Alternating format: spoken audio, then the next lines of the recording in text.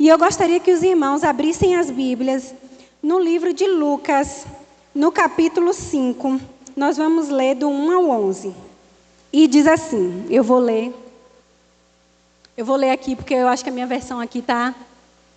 a minha versão está diferente aqui, de certo dia. Certo dia, Jesus estava na praia.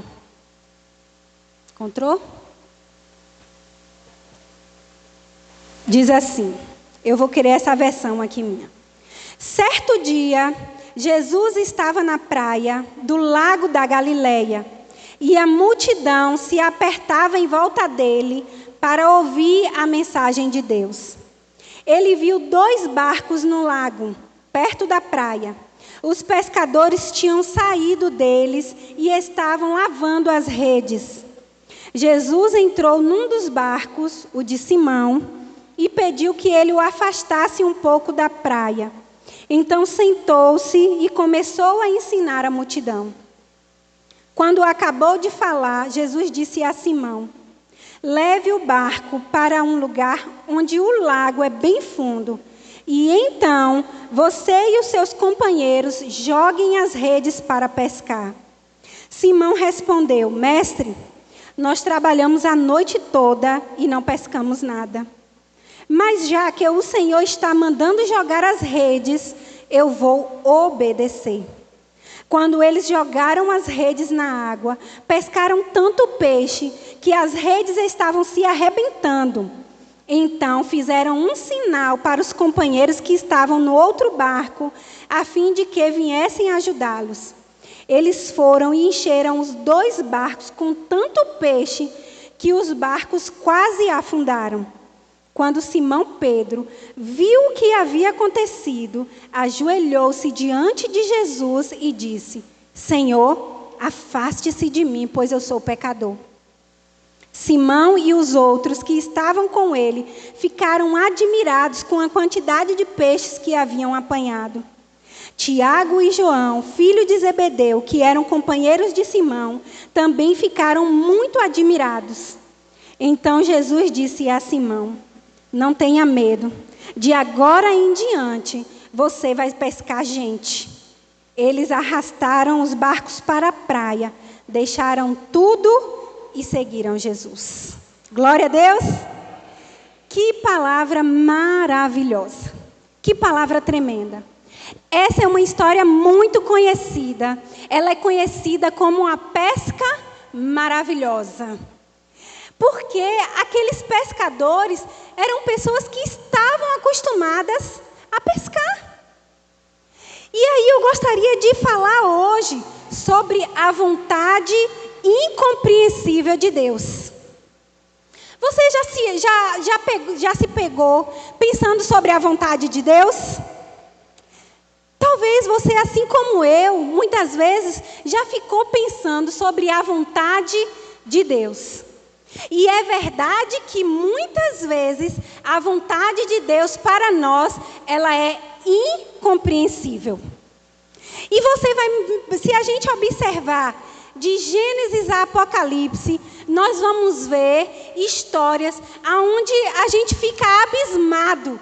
Como é que Deus deu tal ordem para as pessoas? E como as pessoas reagiram com a vontade incompreensível de Deus. Se a gente observar a vida de Noé, nós vamos ver que Noé, ele viveu essa vontade incompreensível de Deus. Deus falou para Noé: Noé, eu quero que você construa um barco grande. Você vai colocar um casal de cada animal dentro desse barco. Você vai colocar a sua família, porque eu vou mandar chuva. Vai vir dilúvio. E eu fico imaginando, segundo os historiadores, as pessoas não estavam acostumadas com chuva como nós estamos. Então, eu imagino que quando as pessoas passavam aonde Noé estava construindo a barca, elas ficavam pensando: que louco! É louco! Como é que está construindo um barco? Nem água tem, como é que esse barco vai flutuar? Elas não conseguiam entender. Era a vontade incompreensível de Deus. Mas Noé resolveu acreditar, confiar naquilo que o Senhor estava falando para ele.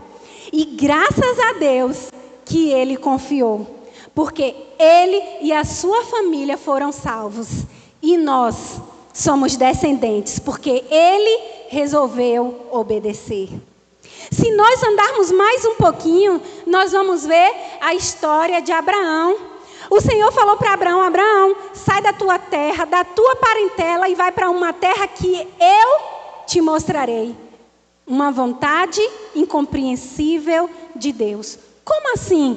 Sair da sua terra, do lugar de segurança, para ir para uma terra que você não sabe aonde é que é, ouvindo um Deus que ele não tinha até então um relacionamento. Mas Abraão decidiu obedecer. E nós fazemos parte da promessa de Deus para a vida de Abraão. E eu poderia ficar aqui a noite inteira falando para você sobre a vontade incompreensível de Deus. Porque nós vimos hoje pela manhã que Deus falou para Josué: Josué, você vai ter que rodear Jericó durante 7 dias, em silêncio.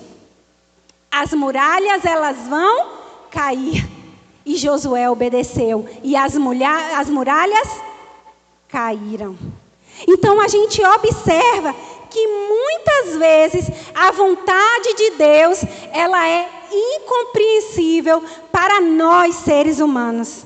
Nós não conseguimos ver tudo. Nós só vemos o aqui e agora.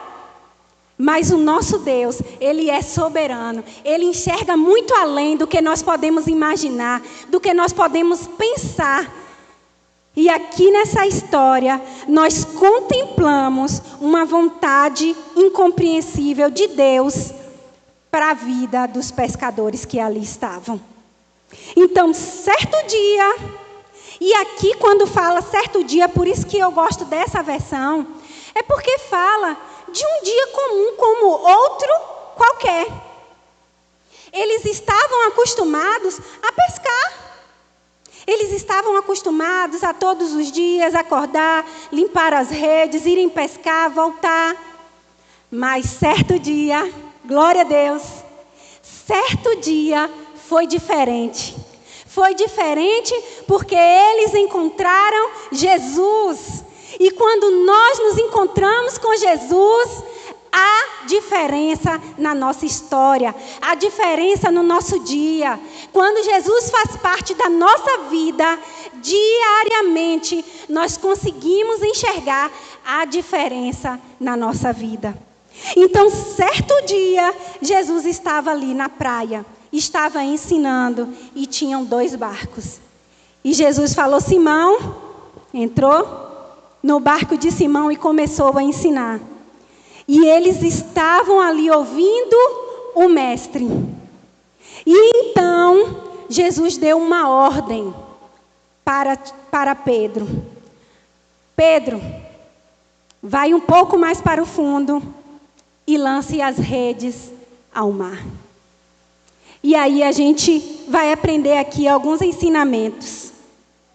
Que diante da vontade incompreensível de Deus, nós não devemos murmurar, mas nós devemos confiar. Então, diante da vontade incompreensível de Deus, não murmure, confie. Pedro disse para o Senhor, falou, isso está lá no verso 4. Quando acabou de falar, Jesus disse a Simão: leve o barco para um lugar onde o lago é bem fundo, e então você e os seus companheiros joguem as redes para pescar. Simão respondeu: mestre, nós trabalhamos a noite toda e não pescamos nada. Pedro poderia ter falado assim: ah, mestre, o que é que o senhor está mandando a gente fazer, mestre? O senhor não é nem pescador. O senhor não entende de pesca, não, mestre.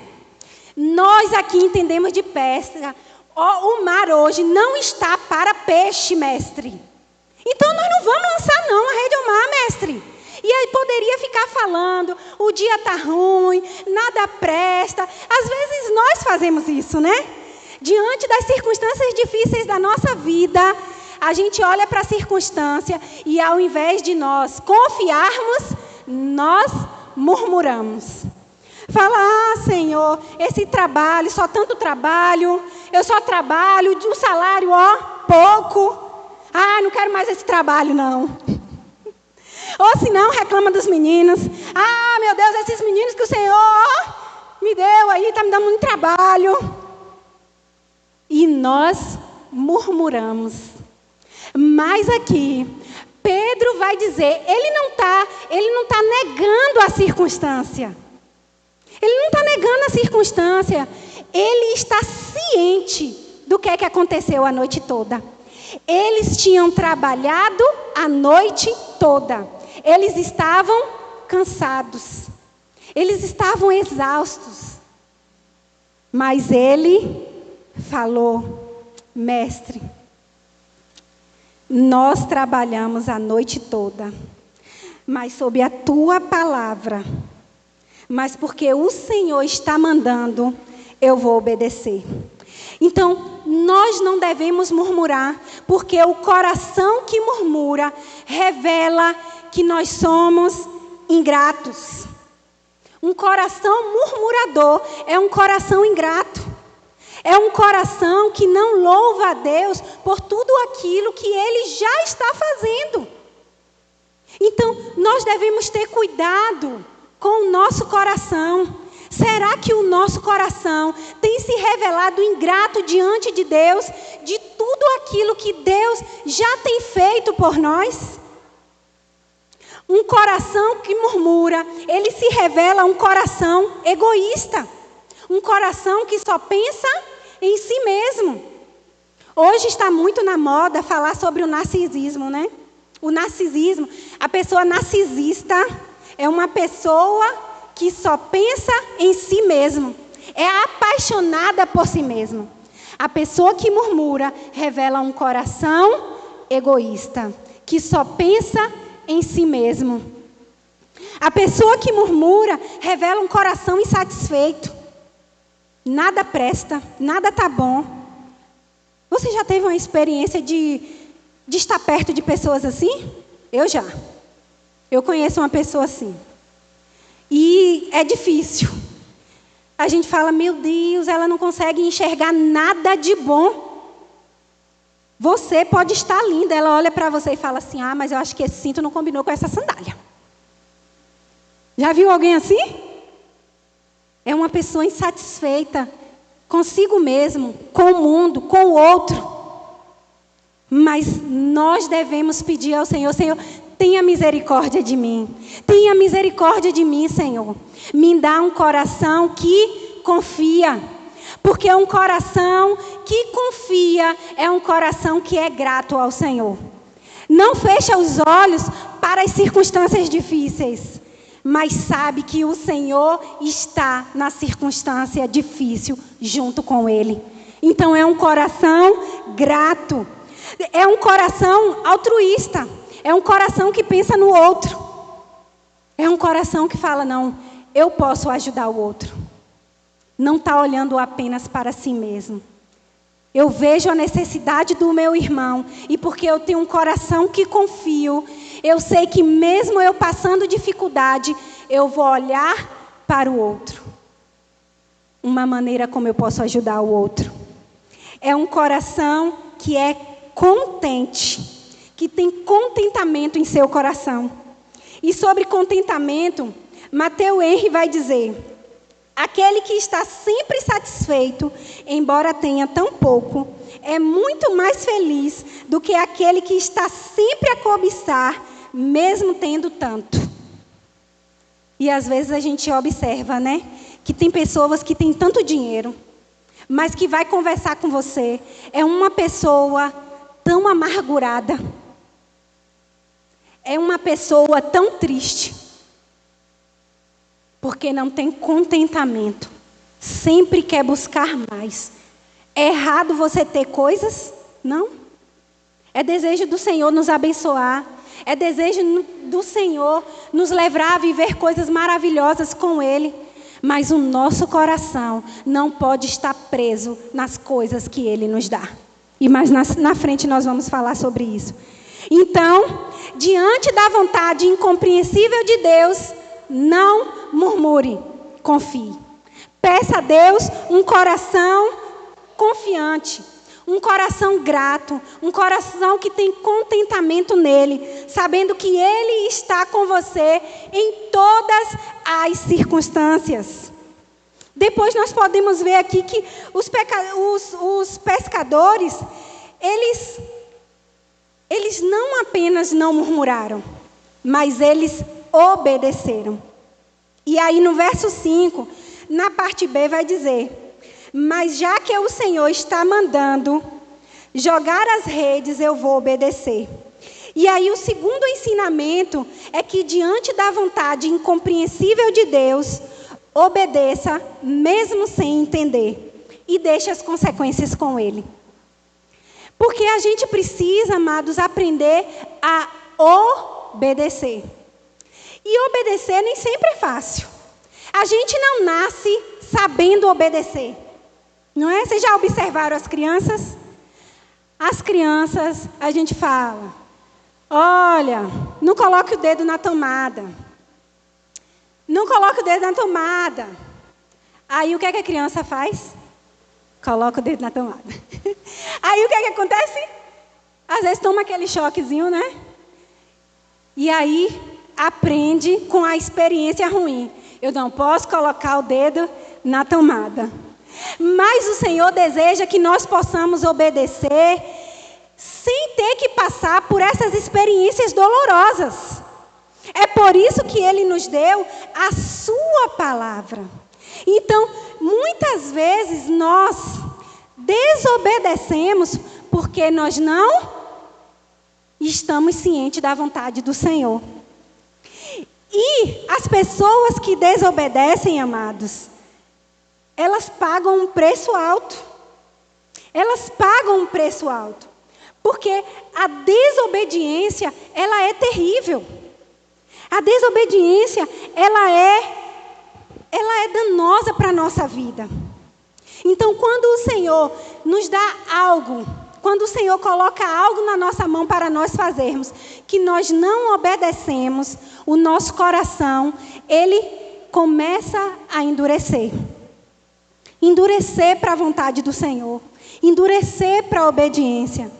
Então nós precisamos ter cuidado, porque a desobediência, ela nos afasta do relacionamento com Deus. A desobediência, ela faz com que a gente perca as bênçãos do Senhor para a nossa vida. Se Pedro falasse: olha, o barco é meu, ó Jesus, o Senhor não entende de pesca, eu não vou obedecer. Ele não tinha vivido essa experiência tremenda que o Senhor tinha reservado para ele. Então, meu amado irmão, minha amada irmã, quando o Senhor falar com você, obedeça. Obedeça. Peça ao Senhor que lhe dê um coração obediente. Porque a desobediência, ela é um gatilho. Quando nós desobedecemos, o diabo, ele tem livre acesso na nossa vida. Olha o que aconteceu com Adão e Eva. O Senhor falou: não pode comer do fruto. Eva comeu e eles perderam essa intimidade com o Senhor. E ainda deu legalidade para que o inimigo pudesse entrar nas nossas vidas.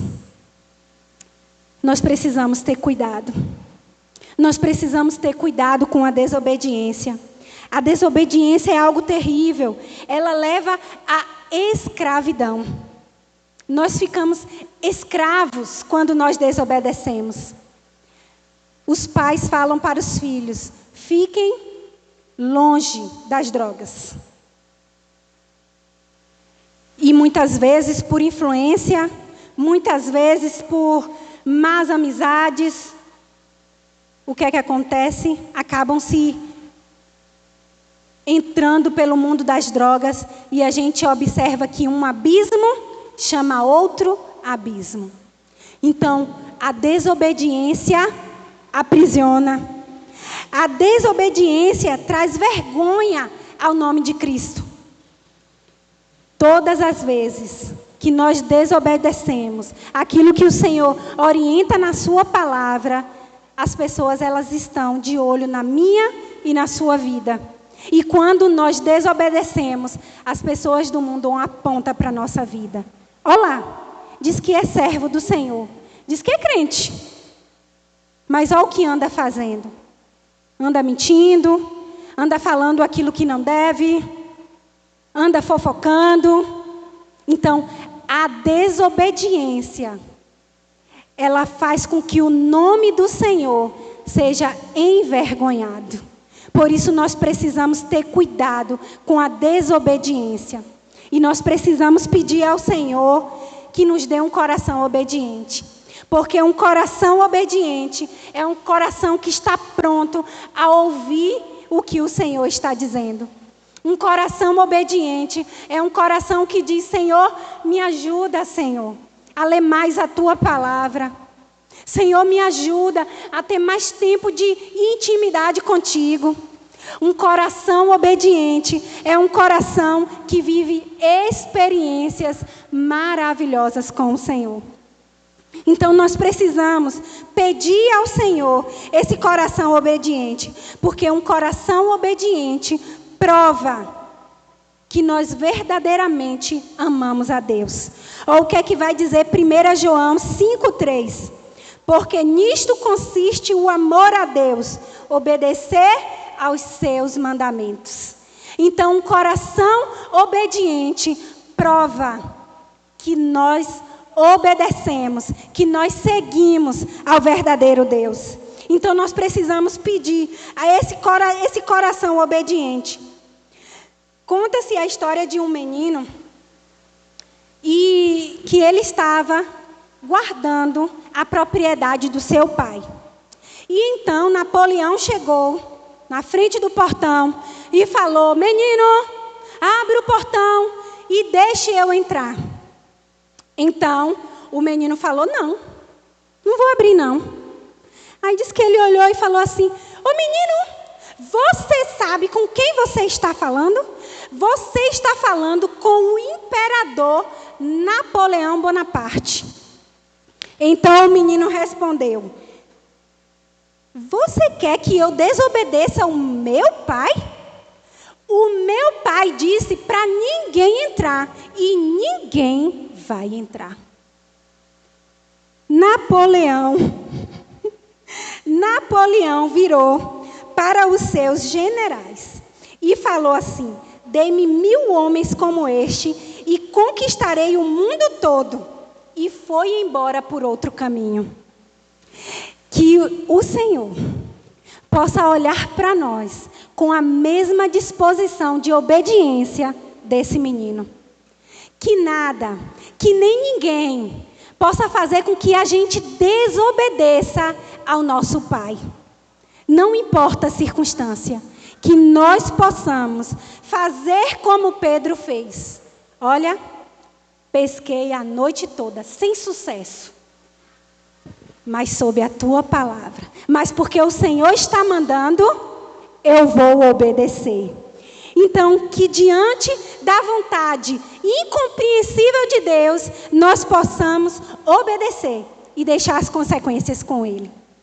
Terceiro, diante da vontade incompreensível de Deus, viva o sobrenatural.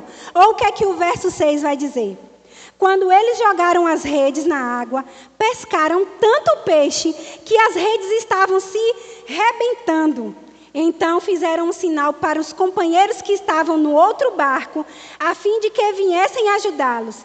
Eles foram e encheram os 2 barcos com tanto peixe que os barcos quase afundaram. Mas os barcos não afundaram.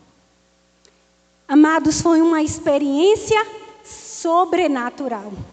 A gente vai ver mais adiante que o próprio Simão, diante desse ato sobrenatural, ele se ajoelhou e falou: mestre, se afaste de mim, eu sou pecador. um pescador experiente, estava maravilhado com aquilo que Jesus tinha feito. Quando nós obedecemos, nós vivemos o sobrenatural de Deus, que vai fazer com que a gente fique de boca aberta, como Pedro ficou. E eu me lembro que quando eu falava que eu ia para Cabo Verde, que eu ia para a África, eu me lembro que nós fomos para a escola de missões. E nós tínhamos o prático da escola de missões. E o prático da escola de missões ia para São Tomé e Príncipe. E é claro, onde é que eu me alistei? Para ir para São Tomé e Príncipe, né? E eu tinha 18 anos na época. E a gente começou a fazer a promoção missionária para poder ter os recursos para ir para São Tomé e Príncipe. E então eu tirei o passaporte. Foi a única oferta que eu consegui. Foi para tirar o passaporte. E todas as minhas colegas que estavam na equipe para ir para São Tomé e Príncipe conseguiram todo o sustento. Na época nós precisávamos de 6 mil reais. Hoje já não é pouco dinheiro, né? Naquela época, muito mais. E diante disso eu fiquei muito triste. Eu falei, Senhor, o Senhor falou que eu ia para a África. Agora eu não tenho dinheiro para ir para a África. E chorei. Eu vim do Rio de Janeiro para a Bahia chorando. Desaguando no choro. Mas Deus me falou algo. Ele me falou que não era o tempo dele. Porque a gente precisa entender que para viver o sobrenatural de Deus, Deus tem o tempo certo de agir. Porque às vezes nós queremos viver o sobrenatural de Deus no nosso tempo, na nossa hora.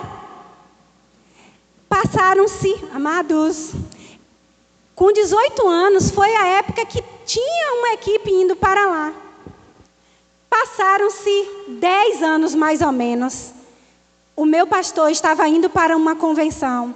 Ele chegou na convenção e tinha uma equipe indo para Cabo Verde. Ele colocou o meu nome.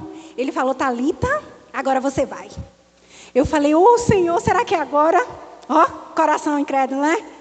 E a gente começou a fazer também, novamente, promoção missionária. Um dia, nós chegamos numa igreja.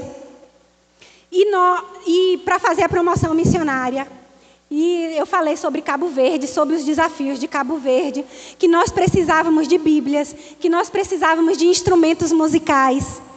E então, eu fui sentar. E eu lembro, o pastor Azéias chegou e falou para mim assim, Thalita, aqui a gente não faz assim não. Aqui a gente faz assim. Você vai se colocar aqui na frente. E aqueles irmãos que o Senhor tocar no coração, vai se levantar e vai vir aqui, entregar a oferta e dizer o que é que eles vão entregar em Cabo Verde para você. Amados, eu estava sozinha naquele dia. E a igreja inteira começou a se levantar. E a igreja começou a se levantar. E as pessoas escreviam, eu vou dar não sei quantas Bíblias. Eu vou dar um violão. Eu vou dar um teclado. Olha, eu vou dar dinheiro para as suas passagens. Eu vou dar dinheiro para hospedagem, para alimentação. Amados, nós conseguimos tantas coisas para levar. Que o nosso líder da equipe falou, Thalita, por favor, Thalita, não consiga mais nada, não. Nós não vamos conseguir levar tudo aquilo que vocês estão conseguindo. Deus faz o sobrenatural no tempo certo. Quando nós colocamos o nosso coração à disposição para servi-lo. Então eu não sei o que está no seu coração essa noite. Mas eu quero dizer para você que se você agradar ao Senhor de todo o teu coração, Ele vai fazer exatamente aquilo que está no seu coração. Porque é isso que Ele diz na sua palavra. Agrada-te do Senhor e Ele concederá o que deseja o seu coração.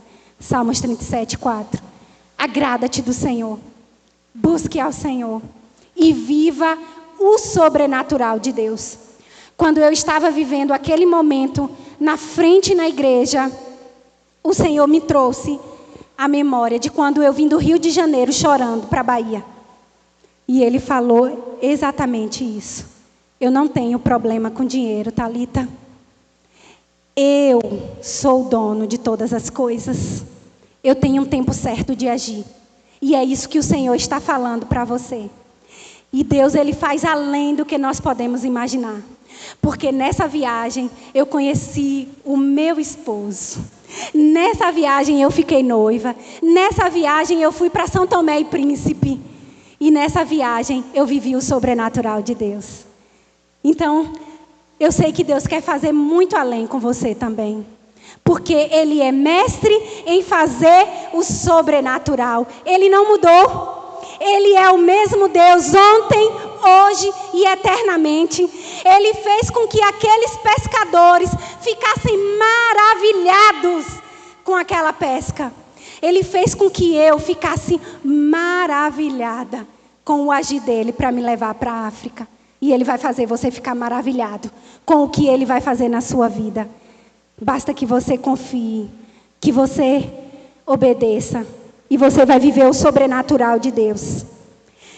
E o quarto ponto, e eu vou terminar, que diz: diante da vontade incompreensível de Deus, esteja disposto a deixar tudo para seguir ao Senhor. E aí, no versículo 9, vai dizer: Simão e os outros que estavam com ele ficaram admirados com a quantidade de peixes que haviam apanhado. Tiago e João, filhos de Zebedeu, que eram companheiros de Simão, também ficaram muito admirados. Então Jesus disse a Simão: não tenha medo. De agora em diante, você vai pescar gente. 11. Eles arrastaram os barcos para a praia, deixaram tudo e seguiram a Jesus. Diante da vontade incompreensível de Deus, esteja disposto a deixar tudo para seguir a Deus. Sabe por quê, meus amados? Às vezes quando o Senhor nos abençoa, às vezes quando nós vivemos o sobrenatural de Deus, às vezes nós nos apegamos às bênçãos do Senhor e esquecemos de quem Ele é. Pedro poderia simplesmente ter dito: olha, Senhor, agora que o Senhor mandou tanto peixe para nós, primeiro deixe que a gente venda os peixes. Não é não? Maravilhados com o sobrenatural de Deus. Primeiro deixe que a gente venda os peixes, a gente vai ter dinheiro para seguir o Senhor. Mas eles não fizeram isso. Eles estavam prontos, eles estavam disponíveis, eles deixaram tudo para seguir ao Mestre. Nós precisamos fazer o mesmo. Nós precisamos deixar tudo para seguir ao Mestre. É por isso que esse ano o nosso tema é: ainda existe uma cruz. E é essa a proposta do nosso Mestre Jesus. Lucas 9:23. Se alguém quiser ser meu seguidor, negue a si mesmo, tome diariamente a sua cruz e siga-me. Você está disposto a deixar tudo para seguir ao Mestre? O Senhor me levou para Cabo Verde. E quando, com 16 anos, eu comecei a orar pelo continente africano, eu disse para o Senhor: Senhor, eis-me aqui. A minha vida está para viver e morrer no continente africano. E todas as vezes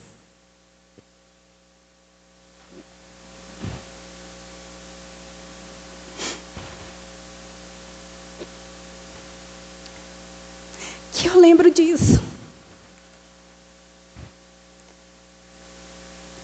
eu lembro que eu fiz uma aliança com o Senhor. Eu lembro que eu disse ao Senhor: Senhor, a minha vida é tua. Não é parcial. Senhor, eu estou disposta a renunciar a tudo. As minhas irmãs, a minha família olhavam para mim e falavam: Thalita, você vai ter coragem? para ir para tão distante de nós. Mas com 16 anos eu me pus à disposição do Senhor. E eu passei 9 anos fora do Brasil. 7 anos em Cabo Verde. E quando o Senhor falou, Thalita, é hora de voltar. Eu falei, Senhor, eu disse que eu morreria nesse lugar. Mas eu lembro que eu fiz um compromisso com o Senhor de nunca desobedecer uma ordem dEle. E porque eu entendi que o Senhor estava me trazendo de volta, eu falei novamente para o Senhor, Senhor, eis-me aqui. Então, meus amados irmãos, deixar tudo exige de nós uma aliança verdadeira com o nosso Deus. Deixar tudo exige de nós uma vida de renúncia. Eu não sei o que Deus está falando para você essa noite.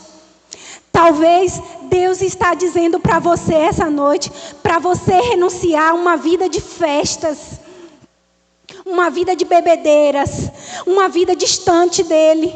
E você está preso nisso, falando, Senhor, isso aqui é tão bom para mim. Eu não sei o que Deus está falando aí para você nesse banco. Talvez Deus está falando para você aí nesse banco, que Deus deseja que você renuncie um relacionamento que para você está achando que é maravilhoso. Senhor, Ele é tão bom. Senhor, eu quero. Eu não sei se o que Deus está falando para você seja para que você deixe mais as redes sociais. Quantas pessoas estão presas, não estão servindo ao Senhor, tendo uma vida de obediência, tendo uma vida de entrega total ao Senhor, porque estão presos em redes sociais, estão presos à internet. Mas eu quero dizer para você, vale a pena. Vale a pena. O Senhor está dizendo para você essa noite, esteja disposto a renunciar, a deixar tudo e me seguir, como esses discípulos fizeram. E não tenha dúvida de que Deus vai fazer muito além do que você pode imaginar. Eu sou prova disso.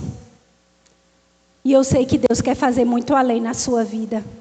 Nesse momento nós vamos nos colocar em pé. E eu vou pedir, por favor, a Itana, para que toque novamente aquela música Me Derramar. Dizer que te amo. Me derramar, dizer que preciso. O Senhor está aqui essa noite. E você pode se derramar na presença do Senhor. Porque Ele deseja que nós possamos assumir um compromisso com Ele, uma aliança. E que nós possamos ter esse compromisso de renunciar tudo aquilo que tem nos segurado, de servi-lo completamente. E que você possa dizer para o Senhor, Senhor, eis-me aqui. Senhor, me ajuda a viver tudo que o Senhor tem para mim nesta vida.